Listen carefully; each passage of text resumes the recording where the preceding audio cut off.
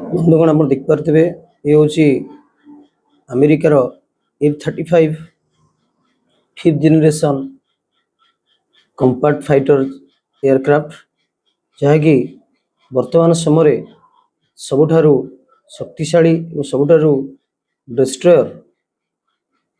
कहले अत्युत ना। विश्वर 19टी देश ऑलरेडी ऑर्डर दे सारा यही जेट फ्लाइट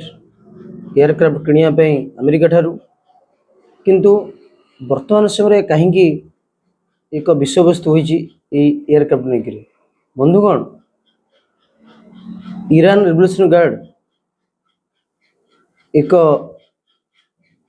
मत प्रदान कर स्ट्राइक रे यही F-35 को डिस्ट्रॉय करिसेंती जदि एपर्यंत यूएसए कन्फर्म करी नहीं तथापि अमेरिकार ऑफिशियल स्टाफ एक्नॉलेज करुछंती कि एपरि किछि क्षति घटी।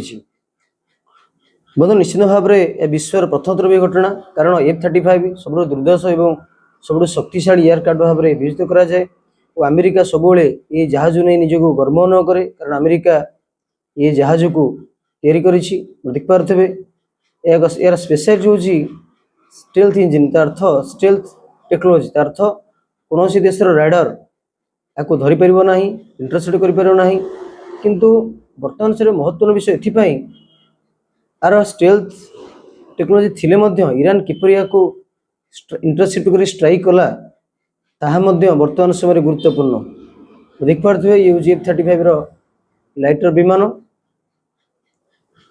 स्पेशल देख पारे स्पेशलिटी विषय यार ओजन बहुत कम स्टेल्थ टेक्नोलोजी थाए रेडार को धरी पार ना मल्टी रोल कंपार्टमेंट अर्थ जलवाहिनी स्थल बाहिनी आकाश बाहिनी रे आपको व्यवहार करा जाय परिबो। निश्चित भाव वर्तमान समय यह एक अपडेटेड तथा न्यू वर्सन को अतीत बना किंतु यह मध्य आश्चर्य घटना घटी वर्तमान कारण ईरान ये एयरक्राफ्ट को स्ट्राइक करी तलू को खसाई देछि एवं अमेरिका मध्य ऑफिशियल मध्य कन्फर्म करिसेंती एयरक्राफ्ट रो जो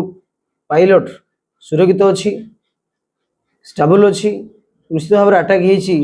कहले अत्युत ना जहाँकि अमेरिकार वारफेयर उपरे एक बहुत बड़ा प्रश्नवाची वर्तमान सृष्टि कर देखिपारे किपर स्ट्राइक हुई।